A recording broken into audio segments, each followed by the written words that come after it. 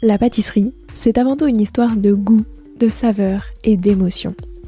Bienvenue dans Papille. Je suis Léa Reverdy, amatrice et passionnée de pâtisserie. Et depuis 2021, je me suis lancé un défi. Vous emmener avec moi à la découverte de ce qui fait vraiment un bon dessert. L'objectif ultime, trouver la recette parfaite qui fera fondre vos papilles à coup sûr. Vous êtes sur le point d'écouter un nouvel épisode de Papille. C'est le podcast qui part à la rencontre des meilleurs chefs pâtissiers et pâtissières pour comprendre l'émotion et les saveurs qui les animent au quotidien lorsqu'ils et elles créent leurs desserts d'exception. Après cet épisode, à vous de laisser libre cours à votre imagination et de créer les desserts aux saveurs qui vous ressemblent tout en vous inspirant des meilleurs. Bonne écoute! Bonjour à tous et à toutes, j'espère que vous allez bien. Fasciné par la matière vivante qu'est le pain et inspiré par les viennoiseries en tout genre, Maxime Caillon s'est rapidement tourné vers la boulangerie. Et il imagine aujourd'hui des viennoiseries de toutes les formes et de tous les goûts pour ravir les papilles des clients du Mandarin Oriental à Bangkok, dont il est le chef boulanger. Parce que oui, Maxime est vite parti exercer son métier à l'étranger. L'Angleterre d'abord, puis la Thaïlande. Bonne écoute! Bonjour Maxime, Bonjour Léa, comment vas-tu? très bien, et toi? Bah ça va aussi, je suis très contente de pouvoir discuter avec toi et de pouvoir aussi parler de tout l'univers de la boulangerie que j'aborde beaucoup moins dans Papy, mais du coup ça me fait très plaisir de pouvoir en discuter avec toi. Et du coup pour commencer, je voulais te proposer de répondre à quelques questions sur ton parcours, mais vraiment au prisme des saveurs. Donc déjà toi, c'était quoi ton dessert d'enfance? Alors, mon dessert d'enfance, je dirais la tarte aux pommes. La tarte aux pommes, ouais, je pense que c'était vraiment le dessert Ok. primé pendant mon enfance. Et la classique avec un peu de compote. Tout à fait, c'était généralement, ouais, hein, assez classique, la compote, parce qu'on prenait les pommes un peu moins belles qui traînaient un petit peu en dessous l'arbre pour en faire une petite Ouais. compotée, et puis on prenait les plus belles pour la tarte. Généralement, ouais, c'est ce qui se passait. On avait beaucoup de pommiers dans le jardin, donc c'était un petit peu un petit peu le Ok. dessert qu'il fallait faire. Oui, parce que déjà, quand t'as dit on ramasse, enfin, selon les pommes qu'on ramassait et tout, je me suis dit, donc ça veut dire vraiment, elles venaient, enfin, tu les ramassais directement, quoi. Tout à fait, c'est ça. Je viens du pays de Loire, et ouais, dans la région, il y a quand même pas mal de pommiers. J'ai eu la chance de vivre en campagne, donc ça m'a permis aussi de connaître un peu ce petit bonheur d'aller chercher les pommes dans le jardin. Je comprends. C'est quoi pour toi la viennoiserie parfaite pour commencer un dimanche matin au petit déjeuner? Bah, je vais répondre, je vais pas être très original, hein. Je pense que de toute façon, je pense que tous les boulangers, enfin, beaucoup de boulangers penseront la même chose que moi. Ça restera le croissant, hein. La viennoiserie parfaite, je suis pas très difficile, et puis, même si j'ai une tendance à aimer faire beaucoup de choses, peut-être que, enfin, on sera amené à en parler, mais c'est vrai que je préfère, ouais, le croissant, quelque chose de simple, de franc, et puis comme ça, avec un bon café, ça permet de bien commencer un week-end. Et sur le croissant, est-ce que c'est aussi la viennoiserie que tu préfères faire? Euh, alors non, pas nécessairement. C'est pas quelque chose qui. Si, j'aime bien, bien sûr, hein, j'adore faire les croissants. J'en fais un peu moins maintenant avec l'équipe, mais c'est vrai que ouais, ouais, c'est quelque chose que j'affectionne. Après, j'aime bien développer des petites choses, aller chercher des choses un peu plus complexes, ou jouer un petit peu avec la pâte à croissant, la pâte à viennoiserie, peu vraiment importe laquelle, mais c'est vrai, je prends quand même du plaisir à faire les croissants, bien sûr. Oui, puis du coup, c'est quand même enfin, c'est la viennoiserie de base que tu apprends à faire au début et qui te permet derrière de pouvoir en faire. Tout à fait. Bah, de toute façon, je pense que je vais répondre pour beaucoup de confrères. Ouais, si un croissant n'est pas maîtrisé, Ouais. ça sera vraiment compliqué d'aller peaufiner, ou de faire des créations, ou ne serait-ce que même faire des déclinaisons assez traditionnelles, hein, comme le pain au chocolat, le pain au raisin, les pains suisses. Ouais. Tout ça vient quand même de cette base. Le croissant, si le croissant n'est pas beau, le reste ne le sera pas. Alors à quoi on reconnaît un bon croissant déjà, vraiment d'un point de vue visuel, tu vois? Est-ce que enfin, bien sûr qu'on peut. Mais du coup, distinguer entre un bon et un mauvais croissant, qu'est-ce qui change? On peut, alors ouais, je suis d'accord et pas d'accord dans le sens où c'est vrai que les plus bons croissants, je pense, ne sont pas les plus beaux. Même j'en suis assez certain même d'ailleurs. Bah, du fait que, ouais, un beau croissant, forcément, un très très beau croissant, normalement, est amené à être bon. C'est vrai que on en mange d'abord par les yeux et puis après on achète, on déguste. Généralement, c'est ce qui se passe, hein. Mais après, c'est vrai que un beau croissant avec un beau feuillet, pas trop gros les feuillets, sinon on risque d'avoir quelque chose peut-être d'un peu plus sec et pas trop texturé et puis et pas trop non plus parce que sinon on va avoir quelque chose d'assez dense. Ouais, ok, une bonne balance sur les feuillets avec un croissant brillant. Et si on peut voir beaucoup de brillant sur les côtés, généralement c'est un indice d'un croissant bien beurré. Euh, et puis une belle caramélisation. Généralement, ça détermine une bonne cuisson. Et puis, ouais, s'il y a une bonne caramélisation, généralement, il y a un bon goût derrière. Et alors, t'as dit, les plus beaux croissants sont enfin, rarement les meilleurs. Je dis pas souvent, mais même effectivement, c'est souvent décorrélé.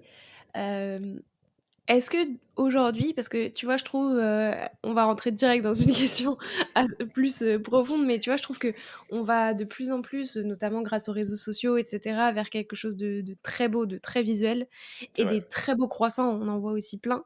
Mais du coup, est-ce que tu trouves que la viennoiserie pâtit un peu de tout ça? Parce que derrière, ça veut dire que, bah, c'est ça, enfin ça, du coup, ça joue aussi sur le goût. Alors bien sûr, et je pense il y a toujours un très beau croissant et un très bon croissant, hein. Faut pas dire ce que, faut pas tout prendre au pied de la lettre, mais c'est vrai que généralement, ouais, c'est heureusement, hein, Instagram aussi nous a permis, par exemple, Instagram, les réseaux sociaux de manière générale, nous ont permis de quand même beaucoup, beaucoup nous démontrer la boulangerie, l'ensemble, le travail qu'il y a derrière, et puis aussi se rapprocher un peu de ce qu'avait fait à l'époque la pâtisserie. Généralement, à l'époque, c'est vrai qu'on montrait beaucoup de gâteaux, beaucoup de pièces en chocolat, et un peu moins la boulangerie quand les réseaux sociaux ont commencé. La boulangerie a quand même beaucoup grandi grâce à ça. Enfin, en tout cas, c'est beaucoup montré grâce à ça. Donc, forcément, on a toujours allé chercher un petit peu à montrer des jolies choses et faire de plus en plus brillant, de plus en plus net. Peut-être un petit peu, je dirais un petit peu, un peu tous les mêmes parfois. Moi, le premier, hein, je vais pas me cacher. Je pense que j'ai aussi un peu joué avec ça. On fait tous un peu enfin, je pense les mêmes croissants sur Instagram. Mais c'est vrai que, ouais, généralement pour moi, aller chercher vraiment la perfection visuelle, ça empathie un petit peu sur le texture et le goût. Euh, je pense, alors après forcément il y a toujours des exceptions, il y a des très très bons boulangers. Tu en as interviewé un il n'y a pas si longtemps que ça, et du coup forcément qui sont capables de prouver le contraire, mais je pense qu'on s'est un peu trop concentré sur le visuel, et parfois on en a un petit peu oublié le goût. Moi je sais que quand je rentre en France, j'aime bien euh, aller dans une boulangerie qui m'est à cœur et du coup c'est pas forcément un beau croissant, il va pas forcément être très très très joli visuellement, par contre je sais qu'il est dingue en goût quoi. Ouais, c'est ça. Puis en plus, je trouve que, enfin, en fait, dans la viennoiserie, encore plus, mais t'as un côté aussi, tu veux du réconfort, quoi. Bien Enfin, je veux sûr, dire, c'est du beurre, de la pâte feuilletée, c'est bon, c'est croustillant, et du coup, tu cherches plus un côté réconfortant que très visuel finalement quand tu le manges. Enfin, je veux dire, quand tu vas le manger, quoi. c'est ça, c'est exactement ça. Moi je suis un peu de cet avis. Généralement, c'est pour ça aussi que quand il y a un croissant qui est un peu moins beau sur une plaque, bah, je vais me jeter dessus.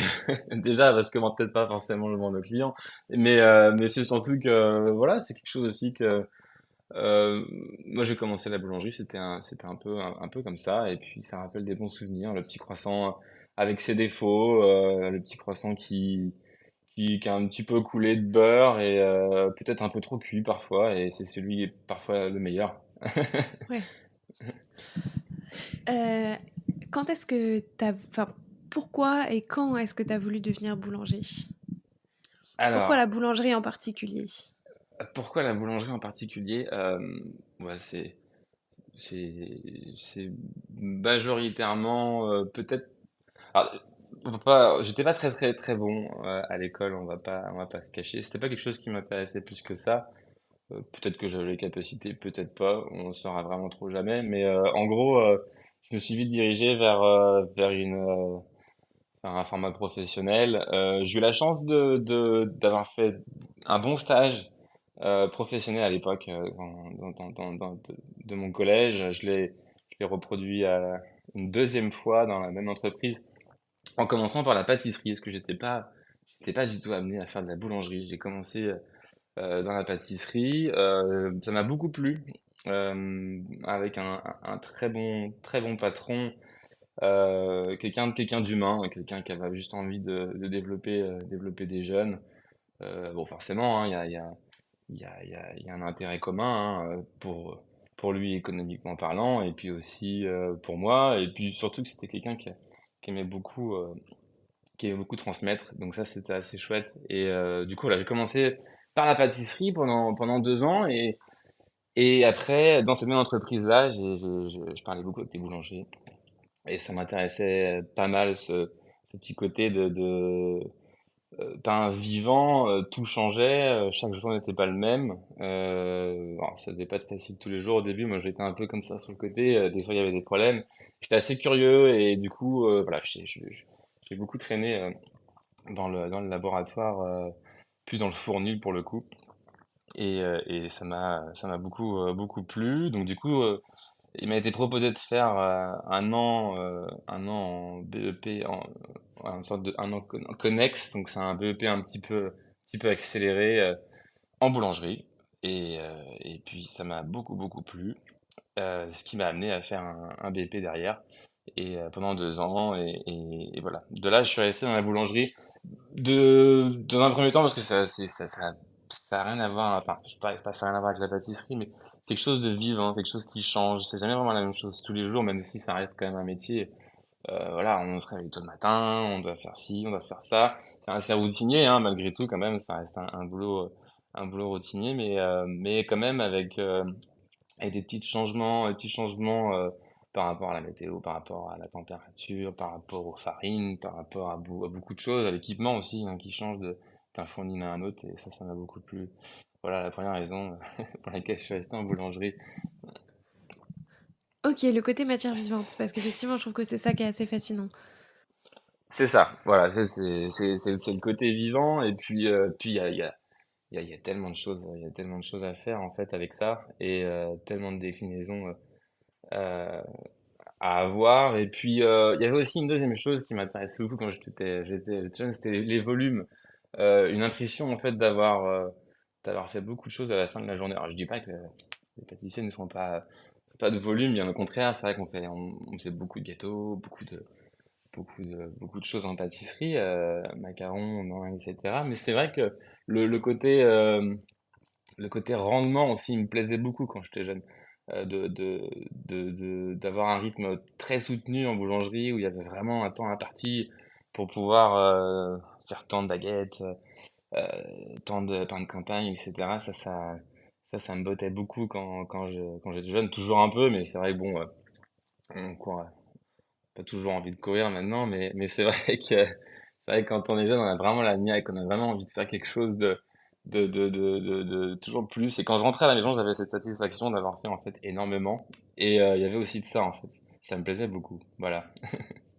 Ok, et après, est-ce que au fil du temps, et peut-être jusqu'à aujourd'hui, il y a un des aspects particulièrement de la boulangerie que t'aimes plus? Enfin, tu vois, est-ce que c'est le pain, la viennoiserie? Enfin, est-ce qu'il y a quelque chose qui te fascine encore plus? Euh, Pourquoi? Alors, sur l'aspect boulangerie entreprise, ou je vais dire ouais, entreprise, ouais, c'est ça. Ce serait le côté équipe. Alors moi, j'aime beaucoup travailler avec des gens autour de moi. J'adore ça en fait. Être boulanger tout seul, pour moi, ça aurait été être un peu triste. Je prends pas beaucoup de plaisir à travailler tout seul, à faire mon petit truc tout seul. C'est pas trop mon truc. Et c'est vrai que travailler en équipe, voir aussi l'équipe se développer, moi-même, parce qu'en fait on en apprend tous les jours en fait avec son équipe ou même quand à l'époque j'étais pas forcément chef. C'est ce partage en fait, c'est assez top. Quelque chose que je retrouverai plus en boulangerie qu'en pâtisserie pour revenir à la question précédente. Et du coup, c'est vrai que voilà, j'adore ça en fait, j'adore ça. C'est tout le matin, on voit l'équipe, on a des petites idées qui arrivent. Donc ça, c'est vraiment quelque chose qui m'attire le plus vraiment dans la boulangerie, c'est le partage. Le partage, l'échange et cet esprit d'équipe qu'on a en boulangerie. Par contre, après, alors le côté peut-être un peu plus technique ou produit, j'adore travailler à la viennoiserie. Euh, Vraiment, c'est quelque chose qui m'a vraiment passionné, surtout ces 5, 6, 7 dernières années. C'est vraiment quelque chose qui a pris beaucoup de temps. Par contre, c'est vrai que je préfère manger du pain. Donc du coup, le côté fermentation, pain m'intéresse énormément. En France, j'ai plus été amené euh, à apprendre auprès d'un super boulanger, un très très grand boulanger. Je sais pas si on doit citer de nom. Ah, tu peux Le- citer tous les noms que Je tu veux. peux, bah, Franck Desperriers, qui est mis en vie de France à Nantes. Et du coup, c'est vraiment d'ici qu'est venue ma passion pour le pain. Ouais, vraiment, m'a vraiment montré montré beaucoup de choses. Il en montre encore d'ailleurs à, à la nouvelle génération et c'est super. C'est vraiment super. C'est un boulanger passionné et passionnant et du coup, pas facile, hein, ça n'a pas été facile tous les jours d'apprendre à ses côtés, mais c'est quelqu'un d'extraordinaire et il m'a vraiment transmis cette passion du pain. Alors je suis un peu partagé. En gros, je sais pas ce que je préfère vraiment le plus. Je veux dire qu'au jour d'aujourd'hui, avec la conjoncture actuelle, je me suis vraiment pris à la viennoiserie, quelque chose que je faisais pas du tout à l'époque. Et par contre, ouais, il y a toujours cette passion de la fermentation, du pain, de là en fait où ma passion de la boulangerie vient. Oui, moi je comprends, t'as le côté, la viennoiserie, c'est quand tu veux faire des trucs un peu jolis, travaillés et qui vont, enfin où tu peux avoir des visuels assez surprenants, etc. Et le pain, c'est plutôt le côté, bah, pour le coup, le pain, c'est vraiment, t'es dans le quotidien des gens. Enfin, en France, on en mange tous les jours, je pense, quasiment Beaucoup, tout le ouais. monde. Donc, donc tu vois, il y a ce truc-là où effectivement, c'est tellement intégré dans le quotidien, etc., que c'est différents aspects. Et c'est ça que je trouve chouette aussi, du coup, moi, dans le côté boulangerie, c'est le côté, bah, en fait, c'est quelque chose, enfin, tu vois, enfin, tout le monde a l'habitude d'en manger très régulièrement. Et, enfin, en tout cas, en France, est un vrai truc autour du pain, quoi. C'est un vrai produit que tout le monde connaît et que tout le monde adore. C'est vrai, bah oui, et puis enfin, le pain, enfin, ouais, en France, vous allez partout dans un repas, il y a forcément un morceau de pain. Alors, c'est tout de suite, ça peut être un morceau de pain pour avec les huîtres, ça peut être un morceau de pain pour tel plat, ça peut être un morceau de pain forcément pour le fromage, ça c'est indéniable. Et en fait, ça nous suit partout, hein, en tant que Français, enfin, il y a beaucoup de pays en Europe, où c'est un indispensable au final, hein, le pain. Donc, du coup, ouais, c'est un produit qui touche à tout le monde, c'est le quotidien des Français, pas que des Français, hein, pour avoir un peu travaillé ailleurs, le pain, c'est un produit qui doit être là, hein, qui doit être sur la table, qui doit être à un repas, qui peut être là à un pique-nique. Enfin, en fait, c'est constant. Et puis, je trouve qu'en fait, on peut mettre tellement de choses avec le pain que ça soit pour le petit déjeuner. C'est vrai que bon, voilà, la viennoiserie à l'inverse, bon, ça peut te goûter au petit déjeuner, mais c'est vrai qu'on n'en mange pas, on en mange pas au déjeuner, on n'en mange pas forcément au dîner. Euh, Forcément, il y a des viennoiseries salées qui peuvent accompagner un déjeuner, mais c'est pas vraiment quelque chose de dîner chez nous.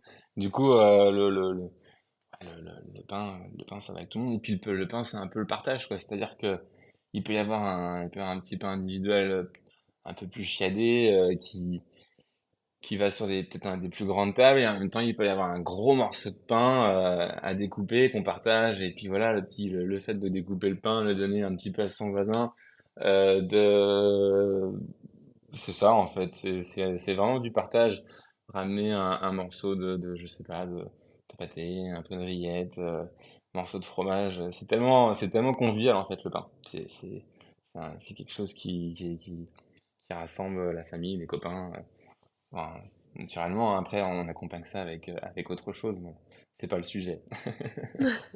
Et tu m'as fait une bonne transition pour te demander pourquoi est-ce que tu as voulu partir en Thaïlande et qu'est-ce que ça a changé aussi justement dans ta manière peut-être de voir la boulangerie? Parce que est-ce que c'est, enfin tu vois, est-ce que justement la consommation est la même qu'en France? Est-ce que c'est différent? Qu'est-ce que ça change? Alors oui, non, pas du tout la même consommation pour le coup. Alors, avant la Thaïlande, moi, je suis parti en Angleterre pendant 6 ans.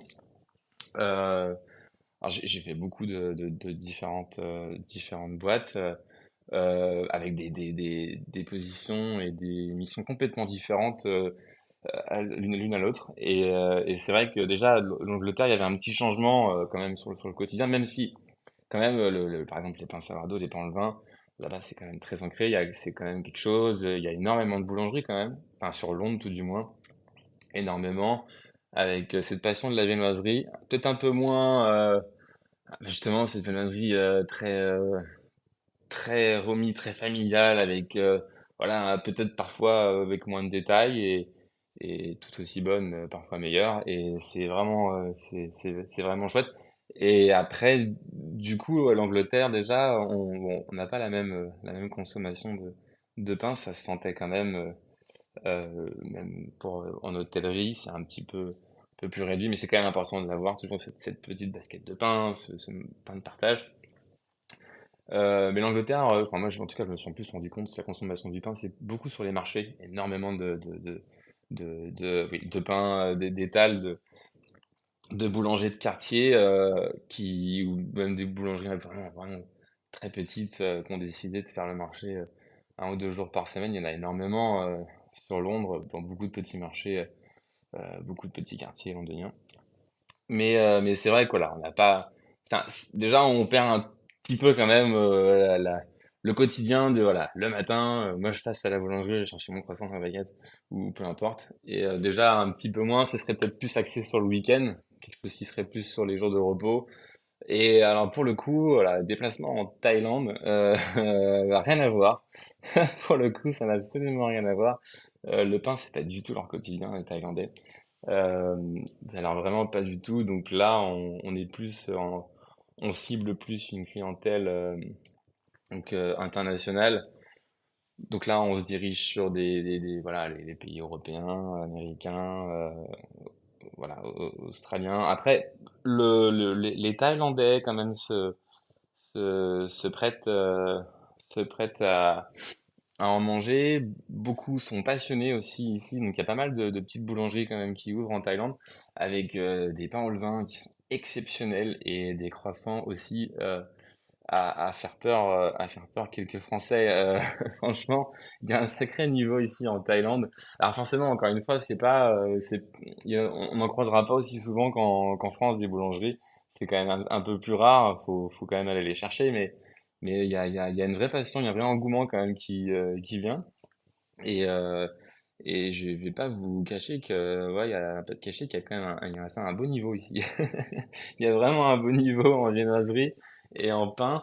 Mais par contre, c'est vrai que voilà, les tailles de manière générale ne se dirigent pas vers un morceau de pain. Alors moi, à l'heure actuelle, je travaille pour, peut-être citer un nom aussi, je peux. Oh, tu peux, c'était tous les noms, hein. Je, ouais, bien, ok, ça marche. Je travaille pour le Mandarin Oriental Bangkok.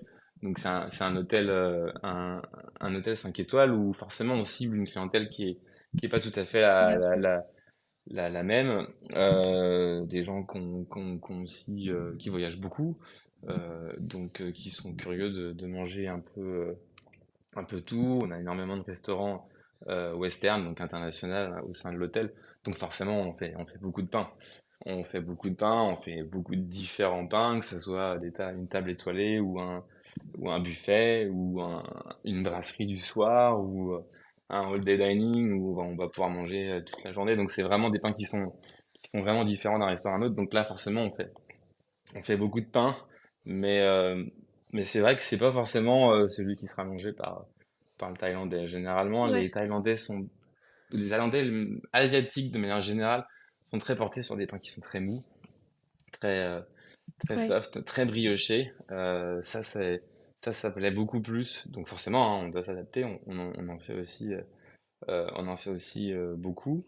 Euh, mais c'est vrai que le pain avec grosse croûte très cuit, c'est pas ce qu'ils vont Ouais. chercher ici. Pas du tout.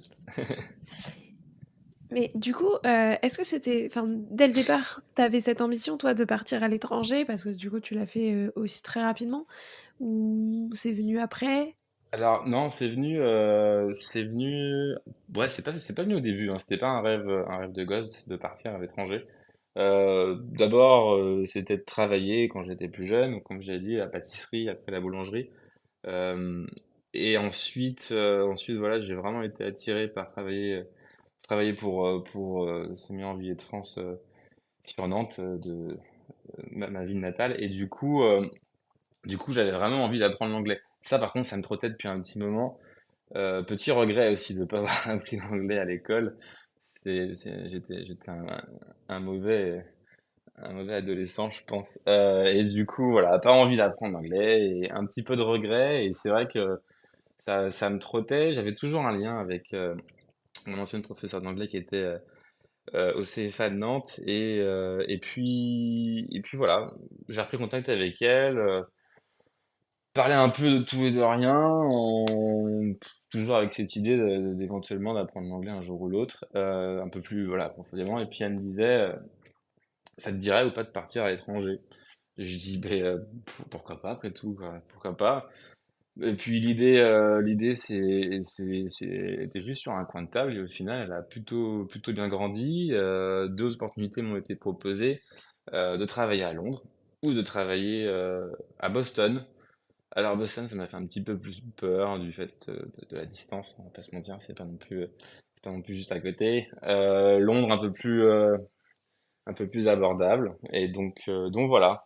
Euh, on a réussi, en tout cas, m'a beaucoup aidé à me mettre en lien avec un chef d'entreprise sur Londres, en français, forcément. Ça aide un petit peu le, le, le, le lien et puis surtout aussi voilà, à commencer dans un pays qui est pas le sien, avec une langue complètement différente, même si c'est vrai que ça paraît un peu banal maintenant de presque parler anglais du fait que voilà, tous les réseaux sociaux, tous les films, toutes les séries sont en anglais. Et c'est vrai que maintenant, on se dit, bon, bah, c'est vrai que c'est assez bateau, mais c'est vrai que, bon, il y a 8 ans, moi je suis parti il y a 8 ans déjà à l'étranger. Il y a 8 ans, moi ça me paraissait pas du tout banal. Et du coup, voilà, du coup, je me suis dit, allez, on y va, on se lance, et puis de toute façon, au pire des cas, il n'y a pas grand-chose à perdre, et si ça va pas, on revient, hein. C'est qu'à 1 heure de vol. Oui, c'est ça. Mais du coup, après Londres, tu t'es dit la Thaïlande, maintenant, pour le coup, il y a Ouais, plus le truc de distance. il n'y a plus de truc de Je distance, peux non. En fait, ouais, la Thaïlande, c'est un peu venu différemment. Bon, c'est des opportunités, hein. 6 ans à Londres, donc j'ai changé d'entreprise. Je suis passé donc voilà par une boulangerie. Je travaillais de nuit pour le marché, en l'occurrence, un marché sur Londres, enfin plusieurs marchés sur Londres, euh, par euh, par une compagnie comme Harrods, marque de thé, et par la suite un hôtel, Café Royal, où là je suis resté quand même 3 ans et demi, et du coup c'était vraiment, voilà, ça a été vraiment un super moment où j'ai beaucoup grandi. J'ai beaucoup grandi, j'ai travaillé avec des super chefs, pâtissiers, et puis des grands professionnels dans un établissement quand même qui était assez luxueux, avec des vraies valeurs, donc c'était vraiment chouette. Et puis voilà, après les opportunités arrivent. J'ai beaucoup de chance. Moi, j'ai vraiment beaucoup de chance. Je pense que je suis un boulanger chanceux où j'ai eu des opportunités comme ça de pouvoir bouger et pouvoir expérimenter d'autres choses. Donc voilà. Et, euh, et puis la Thaïlande est venue vers moi. Et je me suis dit, allez, pourquoi pas, pourquoi pas après tout. Alors après, l'Angleterre à la base, c'était vraiment pas un pays. Enfin, moi, à la base, je me suis dit, vas-y, je fais 1 ou 2 ans et puis je rentre, hein. la mission est accomplie, je parle anglais et puis voilà. Puis au final, pas du tout. On s'y plaît énormément en Angleterre. Parce que Ah ouais.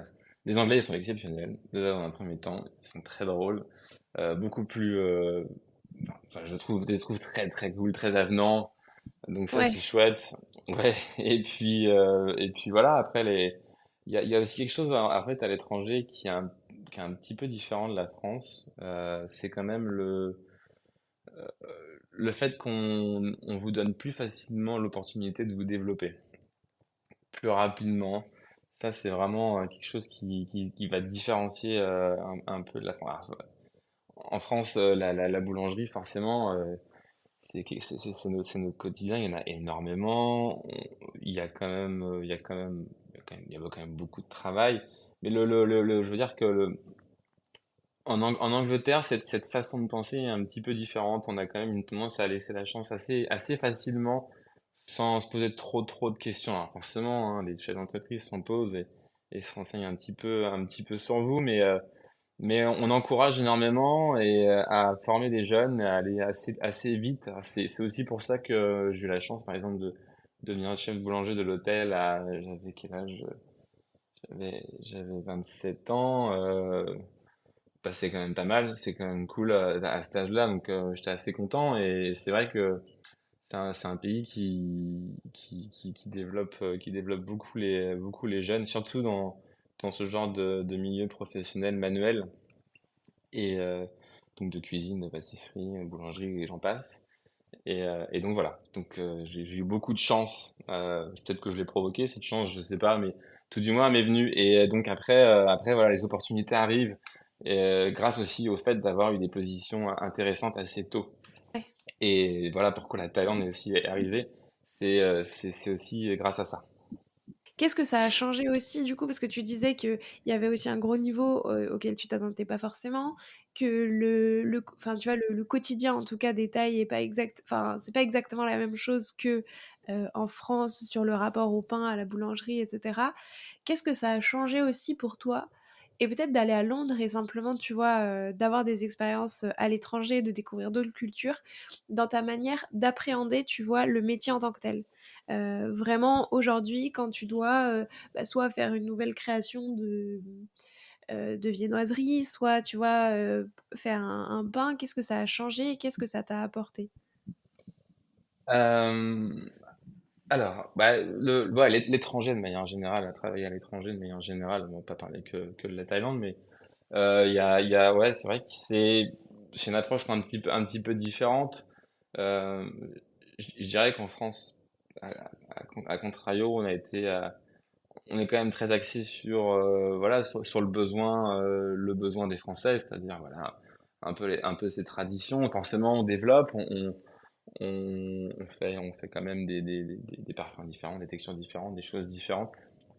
Je trouve en partant un petit peu à l'étranger, déjà, on apprend des gens complètement différents, des personnalités différentes, un style de vie aussi différent. Alors, l'Angleterre, un peu moins flagrant que la Thaïlande, mais ça permet aussi d'avoir une différente approche sur les besoins, en fait, de chacun. En l'occurrence, je dirais surtout en hôtellerie, en fait. En hôtellerie, on est vraiment obligé de s'adapter à vraiment à tout type de clientèle, que ce soit les locaux, alors en Angleterre, les Anglais en Thaïlande et les Thaïlandais, les Asiatiques de manière générale. Donc là, il y a vraiment une approche différente. Donc là, on est un petit peu obligé de changer son état d'esprit et son petit côté traditionnel avec les fruits qu'on connaît, les fraises, les pêches, les abricots. Bah oui, c'est super, moi j'adore ça, hein. Quand je rentre en France, je saute dessus, mais c'est vrai que faut essayer de penser un petit peu à autre chose. Alors après, je vais vous dire, les Asiatiques sont très friands de produits français. C'est aussi un petit peu le malheur dans dans tout ça, c'est-à-dire qu'on est toujours obligé de retourner un petit peu à ce qu'on savait faire. En fait, le savoir-faire français, les produits français, alors pas que français, hein, je parle un petit peu européen, mais c'est vrai on a quand même une gastronomie exceptionnelle, on a des produits exceptionnels en Europe. On s'en rend beaucoup plus compte en fait en partant. Parce que dans notre quotidien, on l'oublie un petit peu en vivons tous les jours avec ces produits-là. Et en partant, en fait, c'est là qu'on se rend compte, en fait, qu'on a des produits exceptionnels et qu'on a un savoir-faire exceptionnel en France, quoi. Avec une demande qui est dingue. Donc forcément, déjà, l'état d'esprit, il change, en fait. Il change, on se rend compte de ce qu'on fait déjà, est quand même chouette. Qu'on travaille avec des produits dingues.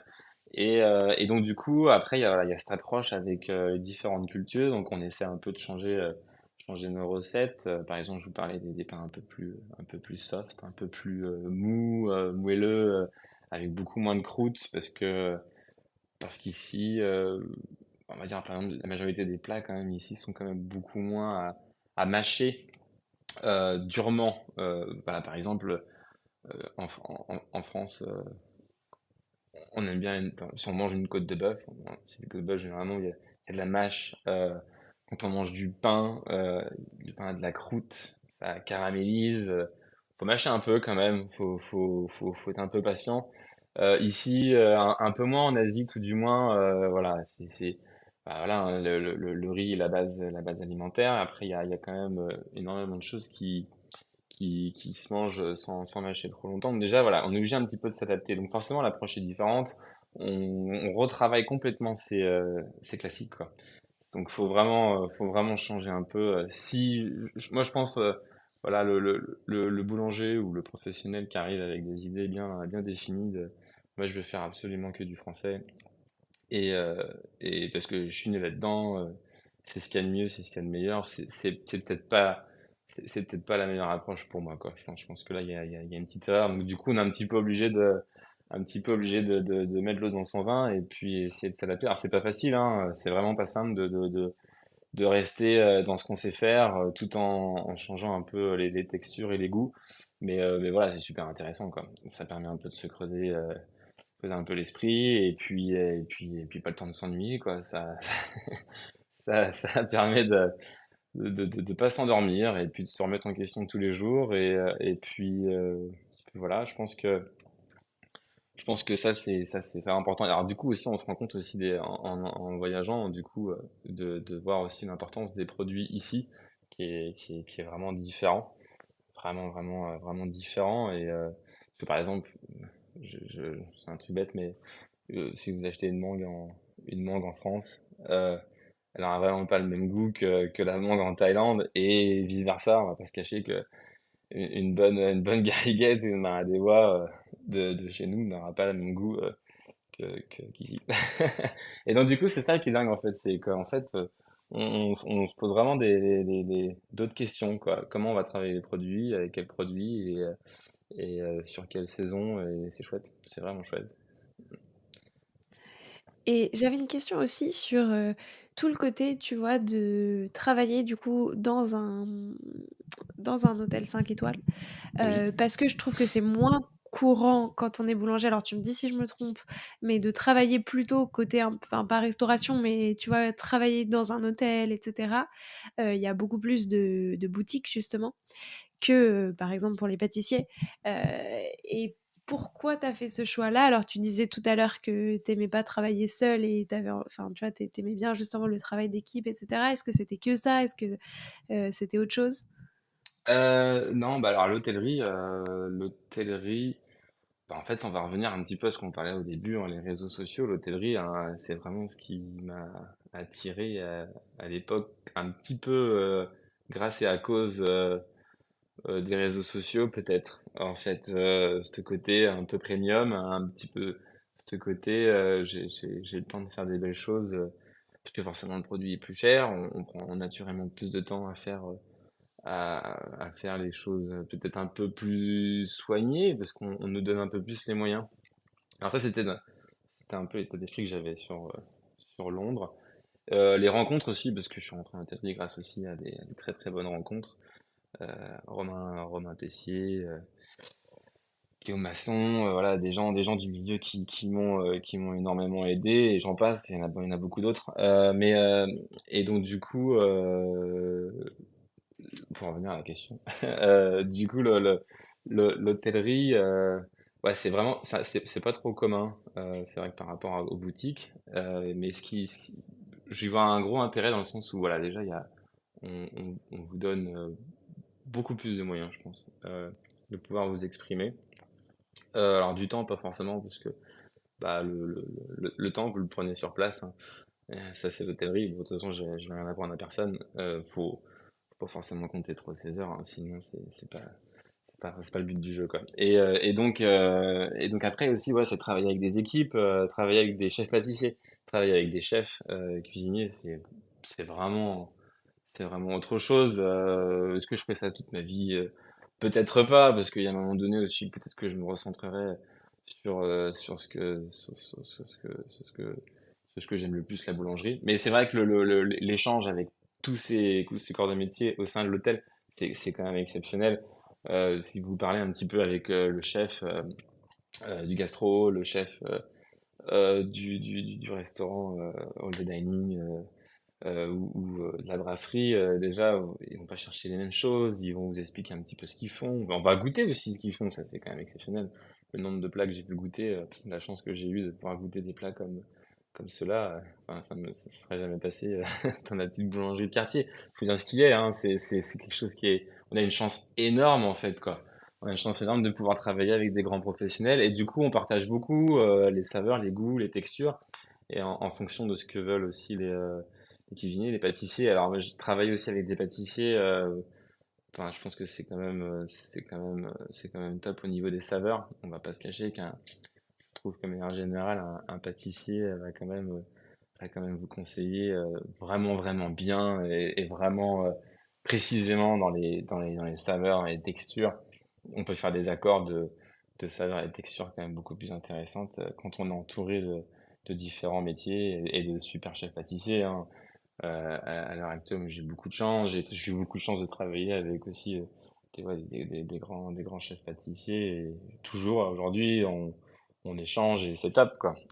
C'est top. Et ça fait vraiment la différence. Et ce qui d'ailleurs, je pense, me fait rester encore ici aujourd'hui dans l'hôtellerie, hein. Déjà, il y a une grosse équipe. Donc déjà, moi, j'adore ça. C'est vraiment quelque chose qui me passionne.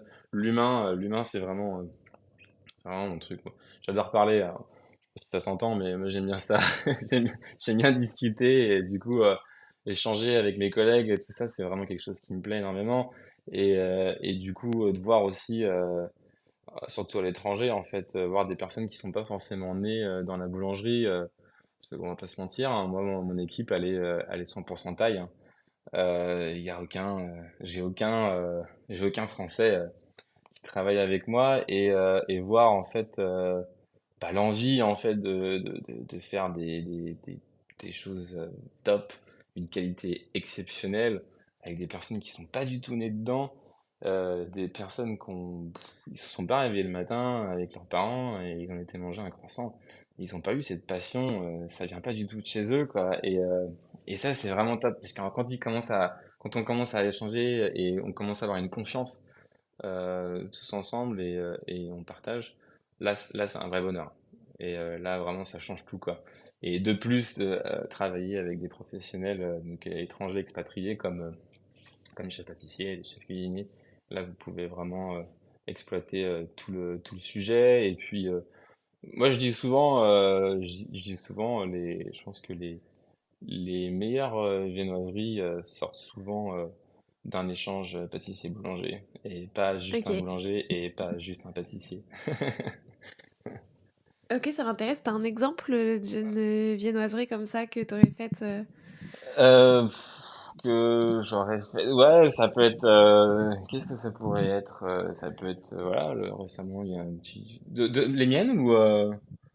Bah, si t'as dans les tiennes, oui, ou dans un exemple que t'as Bah, vu justement de... on regarde beaucoup les palaces à Paris, quand même. Il y a quand même beaucoup d'échanges entre maintenant. Enfin, la boulangerie, on voit que la boulangerie, quand même, est clairement en train de grimper et se réveille. Je pense qu'on a un petit peu arrêté de mettre les boulangers en,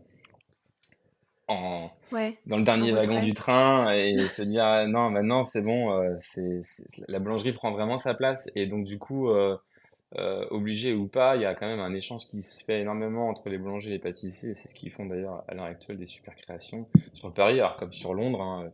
Vous regardez. le Dorchester, le Claridge's, ne serait-ce que même à Rhodes. Il y a énormément de choses qui se font et beaucoup de partage entre les boulangers et les pâtissiers. Chez nous ici, c'est pareil. Voilà, on fait des petites viennoiseries, petites ganaches chocolat avec du cèpe sur trois différentes textures. Hein. Il y a trois différentes dos, de la puff dedans, il y a de la brioche fouettée, il y a du croissant, de la brioche. Enfin, il y a énormément de choses qui se font et c'est vrai que je pense que ça permet vraiment de développer différentes saveurs et textures en travaillant avec différentes professions. J'ai pas vraiment Ok. d'exemple type. Je pense qu'il faut venir vraiment en Thaïlande et manger les viennoiseries. Et c'était quoi justement ta première création? Ta première Ma, viennoiserie que tu as pensée? ma première création, qu'est-ce que j'ai fait? Euh, bon, en tout cas, celle que à l'époque me marquait un peu le plus,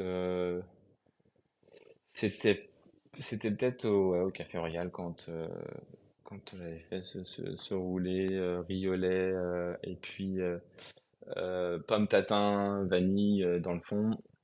Et voilà, un petit cercle de cassonade croustillant, moelleux. Un peu, c'est pas la viennoiserie la plus légère, hein, de très très loin. Mais bon, en fait, c'est bien aussi en hôtellerie, c'est qu'on fait énormément de petites viennoiseries. Généralement, ça dépasse rarement les 50 grammes. On essaie même plus de descendre dans les 30-40 grammes pour pouvoir en fait permettre aux clients de déguster énormément de viennoiseries en fait, de différentes viennoiseries au long de leur séjour. Donc, nous, par exemple, ici, on a à peu près au buffet, hein, juste en viennoiserie, on doit avoir 12, ça dépend en fonction des week-ends, entre 12 et 15 références. Et donc, le but du jeu, c'est de faire vraiment des toutes petites viennoiseries en espérant que voilà, les clients restent sur 3 à 4, 5 jours avec des rotations de viennoiseries pour pouvoir déguster le plus de choses possible. Et comme ça, ils ont vraiment pas le temps de s'ennuyer, quoi. Ils arrivent au breakfast, c'est jamais la même chose. Et c'est vraiment le but du jeu, en fait. C'est vraiment ça aussi qui est super intéressant. C'est qu'on a vraiment cette capacité, entre guillemets, de pouvoir le faire. Alors, la création, ouais, ce serait ça, le riolet, et puis éventuellement, la pomme viennoiserie avec du feuillet qui passe dessus, avec un insert dedans de pomme tatin. Ça, j'aimais beaucoup. C'est assez embêtant à faire au niveau de la pousse, techniquement. Du coup, c'est assez drôle le matin parce qu'on ne sait jamais vraiment trop à quoi s'attendre. Et du coup, voilà, c'est ça qui est marrant, c'est justement, c'est la boulangerie, c'est jamais vraiment la même chose tous les matins. Le but du jeu, c'est de s'accorder avec des produits vivants pour pouvoir apporter les meilleurs produits en finalité. Mais c'est pas facile tous les jours. J'imagine.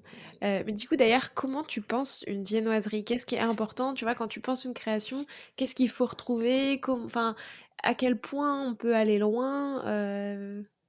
Voilà, après, moi, je suis pas, enfin, c'est vrai que je suis j'ai pas révolutionné la viennoiserie ni la boulangerie, j'ai rien créé, j'ai rien inventé, on va pas se cacher. Tout le monde a tout fait avant moi et je pense qu'on ferait, de toute façon même, on fait tous un peu les mêmes choses au fond. On se copie tous plus ou moins et inconsciemment, hein, c'est pas forcément aller chercher l'idée de l'autre et puis faire la même chose. Mais bon, on se retrouve en fait généralement sur les mêmes techniques, donc ouais, je suis pas du tout un précurseur de quoi que ce soit.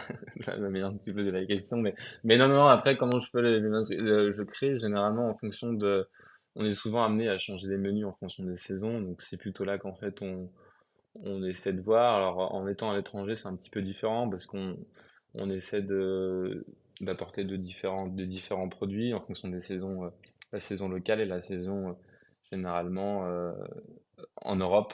Euh, Parce que qu'on le veuille pas, pardon, parce que c'est juste qu'en fait, on est obligé de reproduire des produits européens, français, parce que les clients asiatiques sont très friands c'est ce qu'ils veulent. Donc en fait, généralement, on crée par rapport à ça. En fait, on essaie de refaire des menus par rapport aux saisons et puis aussi par rapport au partenariat. Généralement, ça peut vite arriver que on peut avoir un événement avec une marque de chocolat ou par exemple un chef pâtissier que ce soit asiatique. Euh, j'en reviens à Loy par exemple, un chef malaisien incroyable, très très très très gentil et beaucoup de talent. Et voilà, ça peut être ça, ça peut être des collaborations.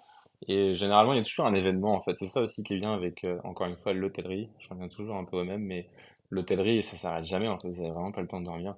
Et du coup, vous êtes toujours un petit peu obligé de vous secouer parce que sinon, si vous attendez 1 an ou deux, généralement, bah déjà, c'est pas possible parce qu'il y a énormément de demandes de différents menus, différentes saisons, différents événements, hein.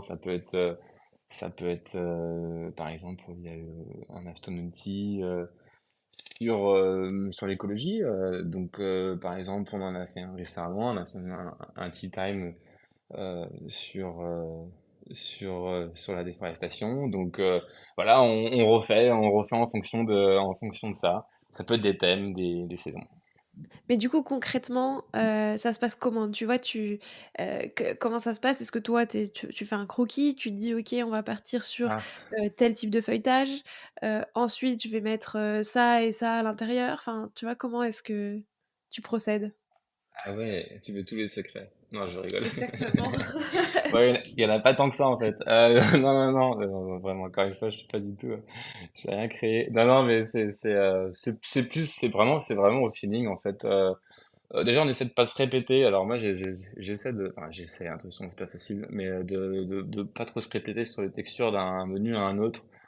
Bon, voilà, parce que bon, si les clients restent, par exemple, faut quand même changer. Mais non, alors je suis pas bon dessinateur, hein, je suis vraiment très mauvais. Non, mes collègues pourront témoigner, c'est un scandale. Donc je dessine pas. Je dessine pas, mais après généralement j'aime bien m'inspirer en fait justement de la forme du fruit, ou alors des feuilles, ou alors de son arbre par exemple, ou des couleurs saisonnières. Et de là, généralement, en fonction du produit, des parfums, etc., je, je lis la texture. Donc généralement, c'est là où je vais décider un peu de quelle pâte je vais choisir, que ce soit feuilleté, brioche feuilletée ou ne serait-ce que pas du tout de pâte levée, hein. Ça peut être que de la feuilletée ou du pain, éventuellement, parce que bon, on arrive très facilement à faire des choses très sucrées aussi avec le pain, hein.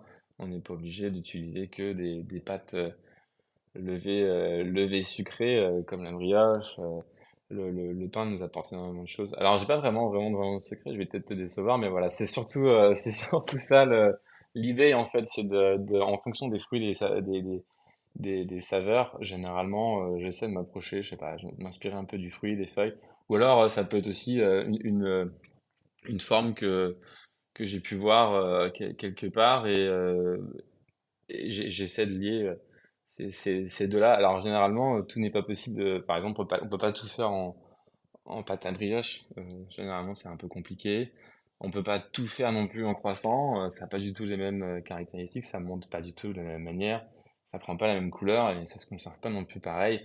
Voilà, ça va vraiment aussi dépendre du produit. Est-ce qu'on va le garder longtemps? Donc là, forcément, on va changer un peu sa directive. On va pas forcément faire certaines pâtes et vice-versa. Voilà, si c'est un produit qu'on peut garder longtemps, pourquoi pas se diriger vers une brioche au levain, un peu plus sucrée, comme ça on sait qu'elle va aussi beaucoup moins dessécher dans le temps. Si c'est un produit qui va être mangé dans l'heure, dans les 2 heures ou dans l'après-midi, là on peut jouer un peu plus sur des fermentations rapides et des goûts peut-être un peu plus francs.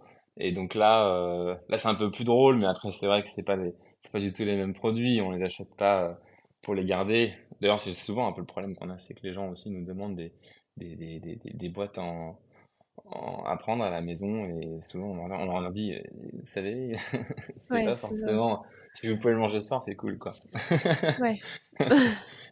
Et du coup voilà, c'est surtout ça en fait, ça va vraiment par rapport au produit, comment on va l'utiliser, s'il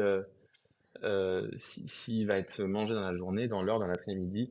Et puis ouais, je m'inspire souvent des fruits, j'aime beaucoup les fruits. Très clair. Merci beaucoup. Et puis, peut-être avant de passer au questionnaire de Proust des saveurs, c'est quoi pour toi la boulangerie? Ça représente quoi? La boulangerie, ça représente quoi pour moi? Ouais, c'est beaucoup, hein, parce que bah, déjà, c'est mon métier, c'est un peu ma vie quand même, hein. 3 ans maintenant, je suis bientôt à la moitié, enfin plus qu'à la moitié, pardon, que de boulangerie, de pâtisserie, donc c'est quand même une grosse partie. Bah moi la boulangerie c'est ouais, c'est vraiment le partage, ça représente le partage, ça représente comme on en parlait tout à l'heure, c'est une pièce de pain à partager, c'est un état d'esprit et puis ouais c'est convivial, voilà, c'est quelque chose qu'on va partager avec les autres, c'est pas juste un produit qu'on mange tout seul forcément et la boulangerie c'est aussi bah, c'est aussi un métier qui maintenant, enfin, j'en suis super fier, hein. C'est un métier qui était un peu plus caché, une petite voie de garage dans le passé où quand même on va pas se cacher, hein, on n'allait pas en boulangerie parce qu'on était bon à l'école, hein, généralement. Enfin, il doit y en avoir, il y en a forcément, il y en a des boulangers qui étaient quand même prédestinés à faire des études, mais c'est vrai que bon, à l'époque c'était pas le cas, majoritairement, tout du moins, on allait en boulangerie parce que on n'était pas capable de rester sur une chaise. Enfin, en tout cas, je parle pour moi. Mais en gros, et j'en suis fier parce que maintenant, je trouve que c'est vraiment un boulangerie qui s'est démocratisé. Et maintenant, c'est un métier quand même qui est très demandé, surtout dans le monde. C'est un métier de passion, c'est un métier de rigueur aussi, parce que bon, si on n'a pas un peu de rigueur et de motivation, c'est quand même très compliqué de prendre du plaisir, parce que il faut vraiment cette passion pour pouvoir prendre du plaisir à faire ce métier-là, parce que bon, il y a quand même beaucoup d'entreprises où on va commencer très tôt le matin, ou d'autres entreprises où on va finir très tard, et où on va faire juste très tôt, très tard. Et forcément, il faut de la passion, il faut avoir de l'envie. Et donc, ouais, pour moi, ce métier, c'est du partage, de la transmission et une passion, quoi. Très bien. Et puis écoute, pour terminer, je te propose de te prêter au jeu du questionnaire de Proust des saveurs. D'accord. Déjà, si toi, t'étais une des viennoiseries que tu fais, tu serais laquelle? Ah, euh, ok. Eh ben, je vais être un petit peu ennuyant. Je vais être un croissant. Il y a pas de souci. Le classique, Le sans trop hésiter classique, finalement. bah, c'est ça, le classique, parce que si on sait pas faire un croissant, on sait pas faire grand-chose d'autre, en viennoiserie tout du moins. Oui, en vrai, c'est aussi un bon curseur de est-ce que cette boulangerie est bonne ou pas? Pour moi, ouais, je vais passer de ta question Ouais, prochaine, mais en tout cas, moi, si je vais dans une boulangerie, je suis très embêtant, mais on peut faire toutes les gammes qu'on veut devant moi, j'en mangerai pas, je mangerai que le croissant. ouais. Et c'est Non, mais vraiment, je... c'est le produit que je vais acheter, parce que généralement, c'est celui ouais, puis je sais pas, c'est quelque chose qui réconforte aussi, c'est un produit qu'on a connu, qu'on peut tremper dans le café, qu'on peut tremper dans le chocolat chaud, on peut tout faire avec un croissant, et ça permet aussi d'avoir des goûts de nos produits quand même principaux, comme la farine et le beurre, hein, c'est quand même les deux gros Ouais, produits qu'on utilise normalement en boulangerie. Ça permet de retrouver ces saveurs-là. Et c'est vrai que ça détermine aussi, c'est vrai que généralement, si la boulangerie est bonne ou pas. En tout cas, en viennoiserie, attention. Je clairement. parle Oui, pas. oui, bien sûr. La Thaïlande en 4 saveurs, ça donne quoi? Chili, ouais, très épicé. Ok. Non, épicé, ouais, sucré. En 4 saveurs. Ah, c'est beaucoup, 4 saveurs. Oh, tu peux Euh, en dire que 3, hein. ouais, épicé, sucré et c'est pas une saveur, mais généreuse. C'est pas une Ok. saveur, mais je vais quand même le dire. C'est vraiment un pays, peu importe ce que vous mangez ou où vous allez, ça vient du cœur et Ok. ça fait la différence. Très bien, ça me va très bien. C'est quoi, toi, l'ingrédient dont tu peux pas te passer? À chaque fois que tu fais une nouvelle viennoiserie, plutôt dans ce qui va aller compléter un peu, enfin, tu vois, pas de la farine, mais Donc Je je me peux doute pas que me tu peux pas passer. passer Ah ta ouais, règle. ouais, ouais, ouais, c'est la vanille. Oui, voilà, la farine, le beurre, c'est sûr, on s'en passera pas. Mais la vanille, ah ouais, la vanille, je suis amoureux. Vraiment, vraiment beaucoup. J'adore en goûter aussi des différentes des vanilles. Par la Réunion, surtout dans le thème français, on a énormément de bonnes vanilles, c'est exceptionnel. Et la vanille, ouais, je peux en mettre partout. Je suis un boulanger qui coûte cher, j'en mets partout. C'est quoi la dernière saveur que tu as découverte et aimée? Ça peut être une saveur que tu as redécouverte, associée à quelque chose d'autre et en tout cas, La saveur que j'ai vraiment découvert et que j'ai aimé surtout dans les dernières années, c'est le kaffir lime. C'est cette feuille en fait OK, thaïlandaise qui a une saveur très particulière que je vous invite à goûter tous. On peut pas la marier avec tout, OK. mais surtout avec le salé, c'est exceptionnel. Attends, ça a quel genre de C'est ah, je sais que c'est très compliqué de décrire une saveur que ouais ouais c'est pas simple. C'est une saveur assez ouais sour, c'est assez particulier, herbal et assez ouais OK, assez sour. Ouais, c'est vraiment spécial, mais c'est très très bon. C'est une feuille qui est beaucoup utilisée dans la cuisine thaïlandaise, qu'on peut utiliser d'accord. pour faire du pain. Hein. En l'occurrence, on en a fait en focaccia. Voilà, vous incorporez ça avec de la coco, du lait de coco, vous mélangez ça, vous incorporez ça à la pâte, c'est dingue. Petite dédicace à Cyril Brummer qui se reconnaîtra sans doute dans ça. Non, non, c'est super, des saveurs. Ici en Thaïlande, il y a tellement de choses à faire. On prend pas assez le temps, je pense, de travailler dans les produits thaï de manière générale, dans le Ouais. monde. Est-ce qu'il y a quelqu'un avec qui tu aimerais bien faire une création à 4 mains, qui aurait des saveurs un peu inattendues? J'aimerais beaucoup faire une création avec Cyril Van der Stuff, hein, boulanger pour moi dingue. Et pas Ouais, que, il y en a d'autres. Ça pourrait être, c'est vrai que Titouan Claudet, ouais, que j'apprécie beaucoup dans sa créativité et ce côté très net. ouais. Et puis aussi, je pense qu'il a cette petite folie, la folie pâtissière, ça va sans doute être très sympa de pouvoir créer quelque chose avec lui. Et pour le coup, oui, qui fait des viennoiseries très, très visuelles, hein. Bah oui, oui, oui, ouais, ouais, très très très visuel, mais sans aucun doute très très bonne. Oui, oui, clairement. Bah, écoute, merci beaucoup. J'ai 5 dernières questions maintenant. Plutôt Ah, croissant ou pain au chocolat? croissant, 100%. Ça, j'en étais sûre. Heu, les viennoiseries plutôt au petit déjeuner ou au goûter?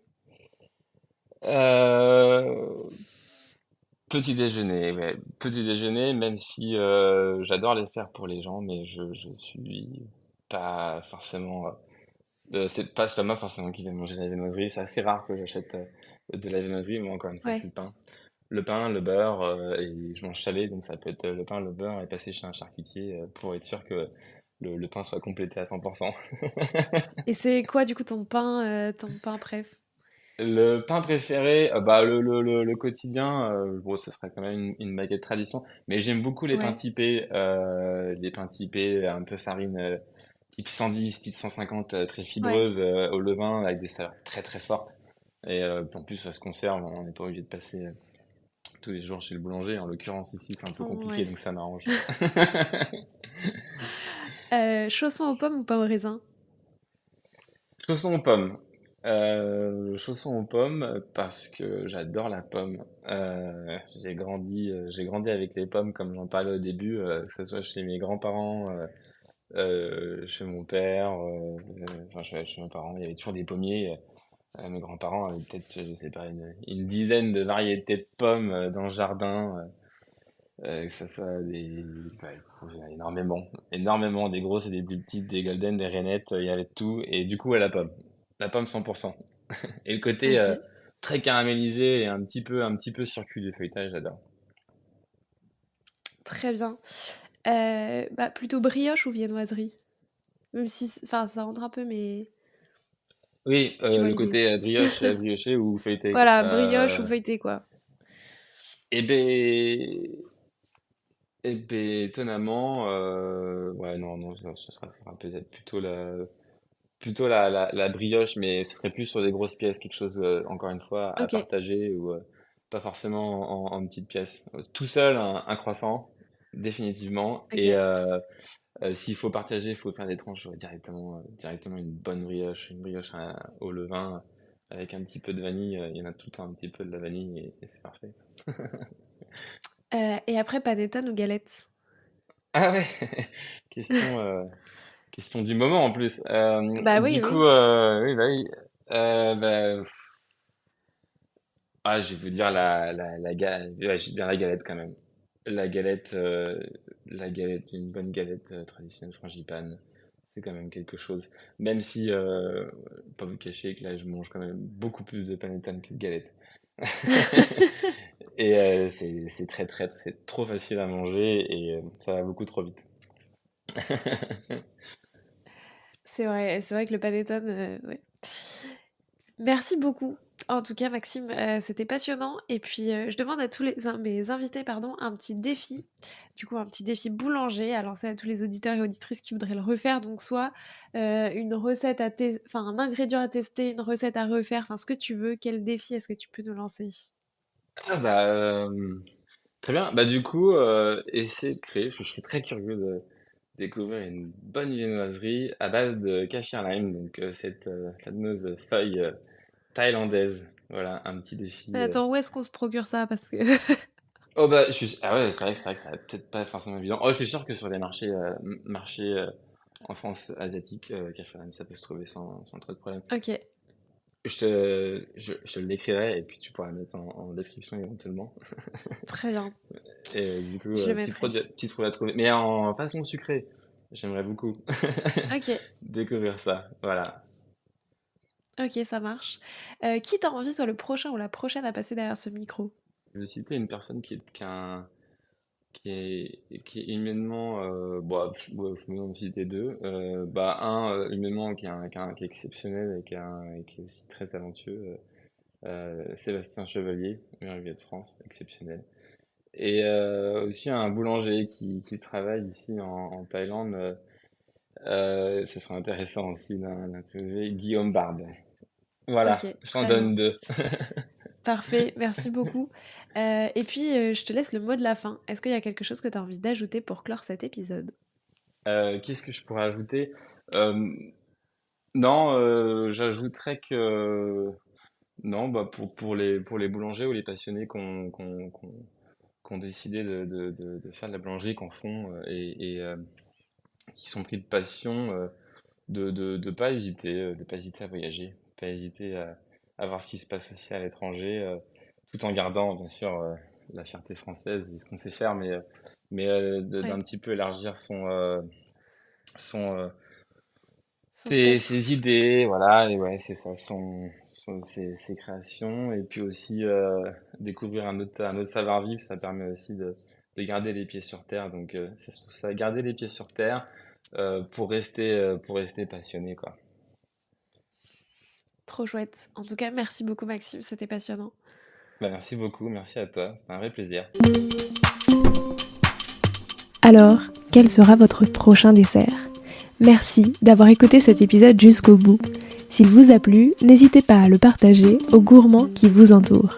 Et pour continuer la discussion, rendez-vous sur Instagram @learvrd. Et si vous voulez soutenir Papille, deux choses. La première, notez l'épisode 5 étoiles sur Apple Podcast et Spotify et laissez un commentaire délicieux. La deuxième, vous rendre sur papillepodcast.com, sans oublier le S de Papille, et vous abonner à la newsletter pour être prévenu de la sortie des prochains épisodes. À très bientôt!